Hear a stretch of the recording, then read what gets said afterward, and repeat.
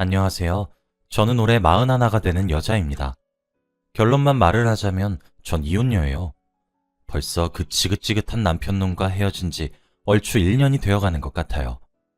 결혼 생활을 할 땐 정말 시간이 느리게 가는 것 같았는데 이혼 후 행복해져서 그런지 살맛이 나서 그런 것인지 시간이 참 빠르게 가는 것 같습니다. 저는 중학생 딸아이 하나를 기르면서 생계를 책임지고 있어요. 저희 딸아이가 제 삶의 희망과도 같은 존재죠. 사실 어떤 사람들은 아무런 생각 없이 한 말에 제가 상처를 받기도 합니다. 가령 그런 말이요. 아니 뭐가 그리 힘들다고 멀쩡한 애한테서 아빠 자리를 없애? 애가 결혼하고 난 뒤 헤어지면 되지. 에 아이고 서방이 사기꾼이거나 도둑놈만 아니면 되는 거지. 그걸 무엇이 힘들다고. 아휴. 애미란 사람이 그저 자기가 제일 중요하다고 자식의 행복은 내팽겨치고. 그러면 안 돼. 나이가 지긋하신 분들이 뭣도 모르고 이런 말을 하시면 참 상처가 되곤 하죠. 그런데 저는 제 이혼이 전혀 후회되지 않았습니다. 오히려 왜 진작 빨리 하지 않았던 건지 그것이 후회가 되거든요. 딸아이도 저로 인해 어리광을 제대로 부리지 못하고 남들보다 이르게 어른이 된 것만 같아요. 엄마 아빠 둘 다 있는 아이들을 부러워한다거나 딸아이도 다정한 아빠를 가지고 싶어 한다거나 그런 것들이 느껴질 때면 종종 미안하게 생각하기도 합니다. 그래도 제 생각은 변함이 없어요. 엄마가 행복해야 자식도 행복한 것이라고 말이에요. 남편 때문에 엄마인 사람이 불행하게 살게 되면 제 딸아이가 그런 엄마의 불쌍한 처지를 보고 뭐 그리 좋은 것들을 보고 배우겠습니까? 제가 남편과 이혼을 결심하게 된 이야기를 말씀해 드리도록 하겠습니다. 여러분들도 제가 이혼을 하게 된 이유들을 듣고 난 뒤엔 제 결정을 존중하셨으면 좋겠어요. 저는 어렸을 때부터 동네에 소문이 자자했을 정도로 제 입으로 이런 말 하기에는 조금 쑥스럽고 부끄럽지만 빼어난 외모를 가지고 태어났습니다. 어렸을 때도 어르신들의 귀여움을 받았고 예쁜 아이 선발대회, 이런 대회에 나가 상도 휩쓸었어요. 사춘기에 접어들고 점점 나이를 먹어가면서 제 외모엔 한층 더 물이 오르게 되었고 그것은 제가 대학에 입학하게 된 순간 웅크렸던 꽃몽우리가 활짝 피게 되었다고 해도 무방할 정도로 쉽게 말하자면 미모에 물이 올랐습니다. 그래서 인기가 정말 많았어요. 그런데 제게 능력이 하나 없다면 남잘 보는 눈이 없었죠. 지금도 후회를 한답니다. 제가 그때 남편으로 다른 사람을 골랐다면 인생이 달라졌을 거라고 말이에요. 그때 헤어졌던 전 남편을 만나게 되었거든요. 사실 부모님의 영향도 컸던 것 같아요. 저희 집은 아버지가 정말 엄하시고 가부장적인 마인드를 가지고 계신 분이셨거든요. 그래서 원래는 저를 대학에도 보내시지 않으려고 했어요. 그리고 제가 남자들에게 인기가 많은 것도 싸구려 여자가 되고 싶은 거냐고 막말을 하실 정도로 탐탁지 않게 여기셨습니다. 원래 저를 공부시키는 것도 엄청 싫어하셨어요. 여자가 집에서 살림만 살면 되는데 무슨 공부냐고 하시면서요. 그런데 어머니가 정말 죽기 살기로 아버지랑 맞서시면서까지 저를 끝까지 공부를 시켰습니다. 그때 어머니가 항상 말씀하셨어요. 다정아, 꼭 너는 이렇게 집에서 일만 하면서 살면 안 돼. 알았지? 너는 꼭 일도 하고 돈도 벌고 하고 싶은 것들 다 하면서 살고 원하고 싶은 건 꼭 살 수 있는 그런 능력 있는 사람이 되어야 해. 알겠니? 라고 말이에요. 어렸던 나이였음에도 불구하고 어머니의 말이 왜 그렇게 서글프게 들렸는지 저는 알 수가 없었습니다. 하나 있는 외동딸이라면 아버지가 저를 아껴주실 법도 한데 그러시는 법도 없었어요. 그런데 그게 매번 익숙해져서 서운하지도 않았습니다. 대학교를 다니면서 남자들이 주는 먹을 거나 선물을 받아서 집으로 가지고 들어오면 아버지는 꼭 한마디를 하셨어요. 또 천박하게 실룩거리면서 남자들 꼬여내고 다녔냐? 여자가 돼가지고 조신하진 못할 망정 천박한 년처럼 구는 거 봐라. 아휴, 이래서 여자들은 집에만 가둬놓고 길러야 조신해지는 법이야. 라고 하시면서요. 사람이 이상한 상황에 계속 노출되면 이상해지는 것 아시나요? 저도 그랬던 것 같아요. 아버지의 저런 말들에 어렸을 때부터 노출되어서 세뇌가 된 것 같았죠. 그러다 아버지가 한 남자를 소개시켜 주었습니다. 이 남자가 제게 전 남편이 되는 사람이었죠. 어디서 본인 같은 개 같은 놈을 귀신같이 구해왔는지 전 아직도 제게 그 사람과의 결혼을 종용한 아버지가 밉습니다. 지금부터 전 남편을 그놈이라고 부르도록 할게요. 그놈은 전형적인 남자는 하늘, 여자는 땅이라고 생각하는 놈이었어요. 개차반이었습니다. 저는 어머니 덕택에 꾸준히 공부를 할 수가 있었고 다행히 공부가 적성에 맞아서 솔직히 학력도 꽤 좋은 편입니다. 대학을 졸업하고 난 이후에 입사한 회사에서도 어느 정도 인정을 받았어요. 선자리도 정말 많이 들어왔었고요. 그런데 거기서 그놈이 더 나은 조건을 가진 건 단 하나도 없었습니다. 그런데 어떻게 결혼을 하게 되었냐면 그것조차 사실 범죄라고 볼 수 있었죠. 아버지가 어거지로 마련한 선자리에 저는 등 떠밀려 나가게 되었습니다. 그런데 첫 만남 때부터 제게 마시지도 못하는 술을 자꾸 권하더라고요. 제가 싫다고 거부를 해도 마시지 않으면 여기서 못 나가게 하겠다는 등 그런 겁박스러운 말을 아무런 거리낌 없이 하는데 그 모습에 저희 아버지의 모습이 보였습니다. 그렇게 거의 억지로 제게 술을 먹였고 두려운 마음에 저는 다 먹었던 것 같아요. 그리고 그렇게 필름이 끊겼어요. 전 아직도 이날의 저를 저주합니다. 그렇게 눈을 뜨니 모텔 천장이 보였고 옆엔 그놈이 누워서 담배를 피고 있었어요. 서러워서 눈물을 흘리는 저를 보고 깔깔대며 웃던 그 입을 찢어버리고 싶었습니다. 그런데 불행하게도 그날 아이를 가지게 되었고 저는 어머니의 가슴에 대못을 박으며 결혼을 하게 되었습니다. 어머니가 결혼식을 하던 날 그러시더군요. 도망갈 거면 지금 가라고. 이게 마지막 기회라고요. 이렇게 자신처럼 살아가라고 절 그렇게 애지중지 키우지 않았다고요. 그렇다고 뱃속에 이미 자리를 크게 잡은 아이를 지울 수도 없는 터라 어머니를 붙잡고 다음날 새 신부가 되어야 했던 저는 엉엉 울음을 토했습니다. 아버지는 그렇게 억지로 그놈한테 취해져서 시집을 가는 제게 자랑스럽다고 처음 말씀을 하셨어요. 이제 여자가 할 일을 제대로 한다고 말이에요.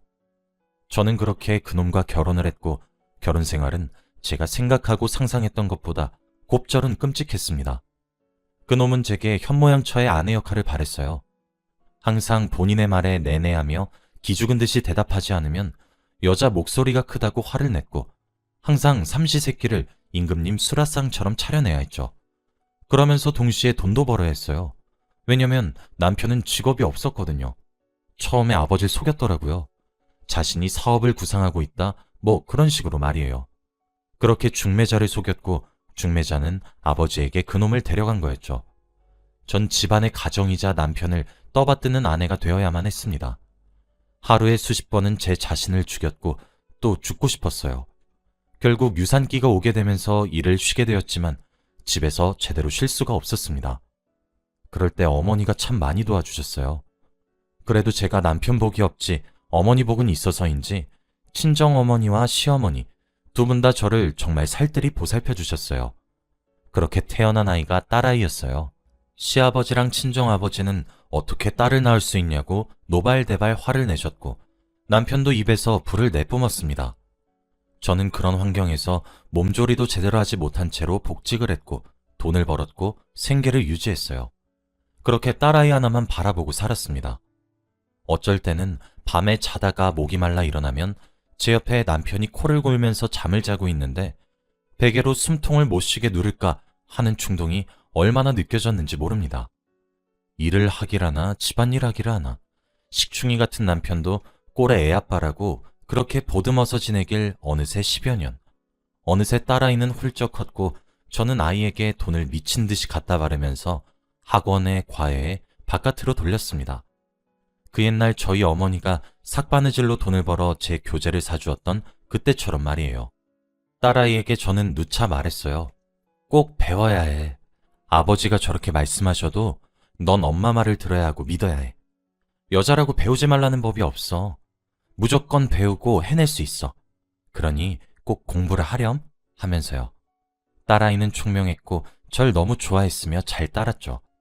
남편놈은 그 옛날 저희 아버지가 제게 그랬듯 입에 거품을 물며 애새끼한테 무슨 돈을 그렇게 갖다 바르냐고 화를 냈지만 저도 그 옛날 저희 어머니가 아버지에게 맞서듯 생활비조차 얻어타 쓰기 싫냐고 악이란 악을 쓰면서 버텼고 맞섰습니다. 그런데 저희 아이가 하루는 학교에서 동영상을 본 것인지 뭔지 알 순 없지만 어떻게 이혼이란 단어를 알아왔고 그 뜻은 엄마 아빠가 서로를 사랑하지 않아 헤어지는 거라는 뜻도 알아왔더라고요. 저는 어린아이의 입에서 이혼이란 단어가 나온 것에 흠칫했었죠. 엄마는 이혼을 왜 안 해요? 라는 질문에 저는 말했어요. 엄마가 이혼을 하면 우리 공주, 아빠랑 헤어져야 하잖아요. 그리고 아빠랑 엄마랑 헤어지면 돈도 안 버는데 어디서 살겠어요? 라면서요. 그게 초등학교 5학년 때 일이었습니다. 아무래도 저는 아이를 학원에도 보내고 제 퇴근 시간까지 돌봐주는 교실 같은 곳도 보내고 그래서 그런지 아이가 밖에서 식사를 먹어야 하는 경우가 종종 있었어요. 적어도 점심은 무조건 사 먹어야 했고 공부하다가 간식도 그렇게 해결을 해야 했죠. 그래서 하루에 5,000원씩 줬던 것 같아요. 점심은 제가 김밥 천국에다가 한 달에 얼마씩 돈을 달아놓고 점심을 거기서 달라고 하라고 한 뒤 한 달에 한 번씩 정산을 했었거든요. 그래서 5,000원 저건 간식 비용이었죠. 그런데 중학교 입학을 앞둔 제 아이가 제게 통장을 하나 내밀더군요. 거기엔 100만 원 남짓의 돈이 들어있었습니다. 학교에서 통장을 만드는 날이 있어서 제가 만들어준 통장이었는데 제게 이혼을 묻고 답을 들은 날 이후로 제가 주는 간식비를 단 한 푼도 쓰지 않고 통장에다 모아서 저축을 해왔더군요. 2년이 조금 안 되는 세월을요. 그걸 제게 내밀면서 엄마, 이걸로 아빠 집 사주고 이혼하자. 난 엄마랑만 살고 싶어. 라고 이야기를 하는데 그제서야 제 눈에서 무언가가 한꺼풀 벗겨지는 듯한 느낌이 들더군요. 배 아파 낳은 내 아이가 눈에 넣어도 아프지 않은 제 딸아이가 괴롭다는 사실을요. 그제서야 보였습니다.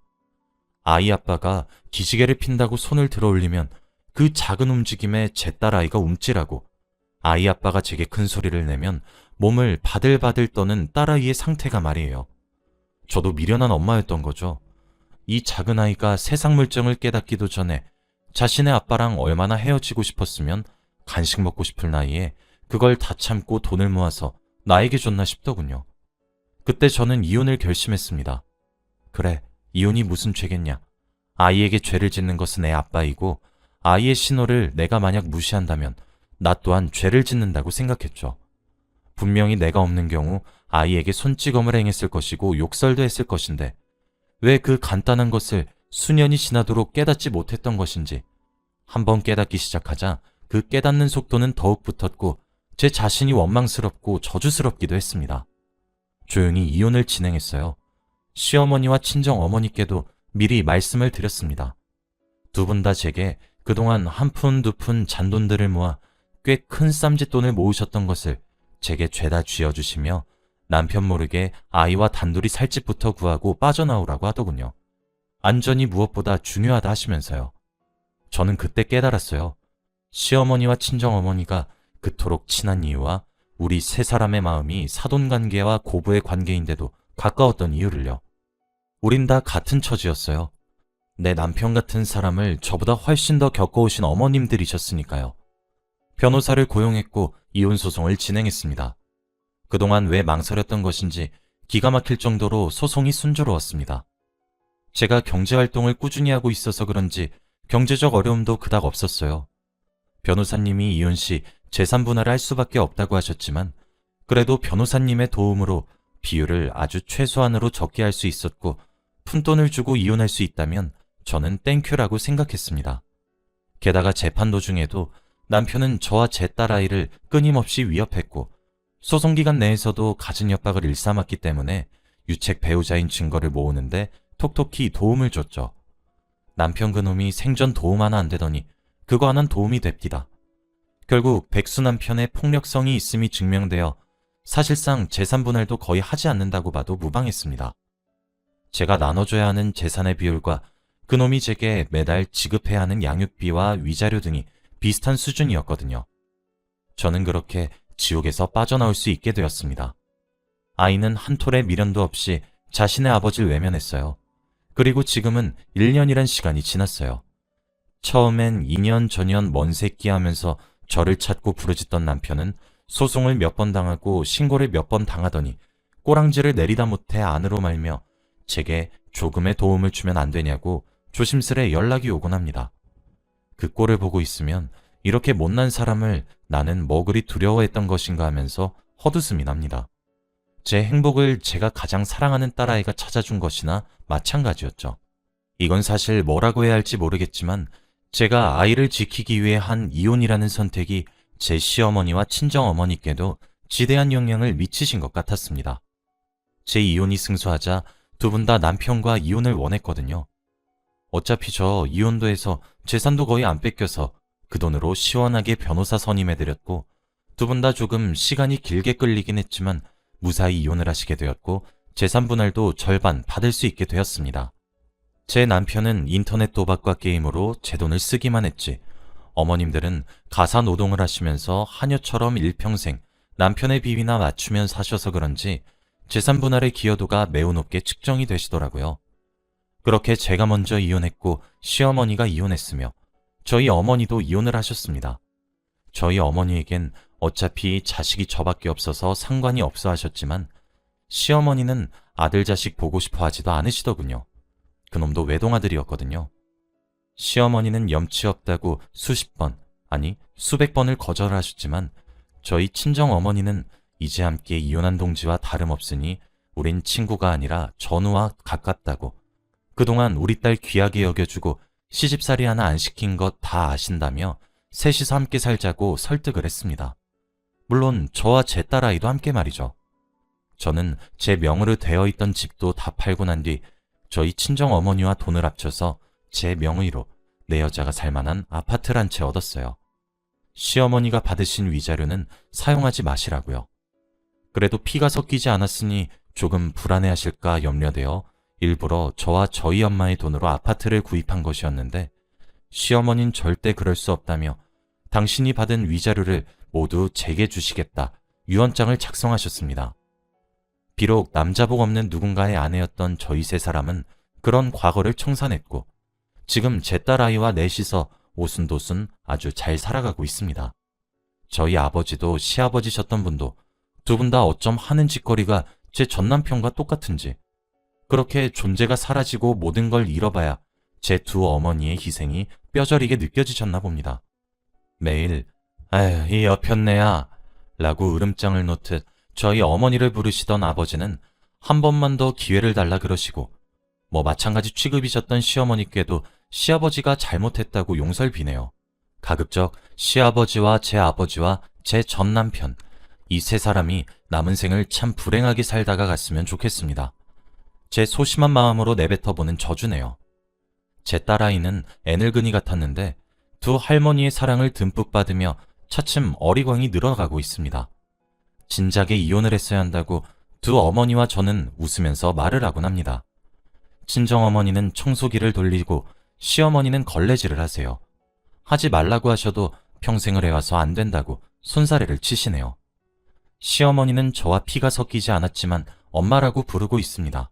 저희 엄마도 질투를 하지 않으세요. 시어머니는 제게 또 다른 어머니가 되어주셨고 저희 친정어머니에게는 정말 좋은 친구가 되어주셨습니다. 이제 두 분의 얼굴에 그늘도 사라졌고 두 분이서 손 꼭 잡고 놀러 다니시는 모습을 보면 제가 두 분을 이혼시켜드린 것이 가장 큰 효도란 생각이 들어요. 여기까지가 제 이야기예요. 전 이렇게 살아가고 있어요. 제가 이런 글을 쓴 이유는 저희 집 사정이 남들과는 조금 다르다는 것을 잘 알고 있습니다. 그러니 이혼녀라는 딱지 때문에 편견 어린 시선을 바꿔보고 싶어서 이렇게 글을 썼어요. 누군가는 이혼을 이해하지 못할 수 있어요. 아주 충분히요. 그리고 저는 그 의견을 존중합니다. 하지만 저와 같은 경우는 달라요. 어떻게 보면 이혼이 제게 또 다른 탈출구 또는 제2의 인생을 시작하는 시작점이 될 수도 있거든요. 그러니 여러분들도 누군가가 이혼을 했다고 얘기를 한다면 색안경을 끼며 쳐다보기보다는 말하기 힘들었던 사정이 있었겠거니 하고 이해해 주시고 따뜻한 눈으로 그동안 고생했다고 손을 꽉 잡아주세요. 그것만으로도 참 많은 위로가 되니까요. 그 사람들도 저처럼 많은 일을 겪으면서 선택한 최선의 선택이 이혼이었을 테니까요. 여기까지 읽어주셔서 너무 감사드리며 글을 마칠게요. 읽어주셔서 감사합니다. 항상 행복하세요.